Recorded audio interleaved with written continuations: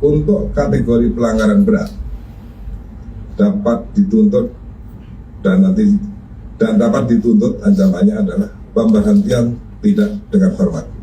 Itu dia. Ancaman sanksi menanti 7 anggota BRIMOB yang terlibat dalam pelindasan pengemudi ojek online, yakni Afan Kurniawan. Status hukum dan etik 7 anggota BRIMOB mulai menemukan kejelasan.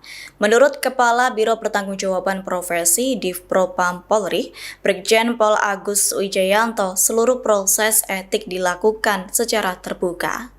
Pernyataan tersebut disampaikan Agus Wijayanto dalam konferensi pers pada Senin 1 September. Agus Wijayanto membeberkan hasil pendalaman yang sudah dilakukan, yakni Divpropam menemukan 2 tingkatan. Download Tribun X sekarang, menghadirkan lokal menjadi Indonesia.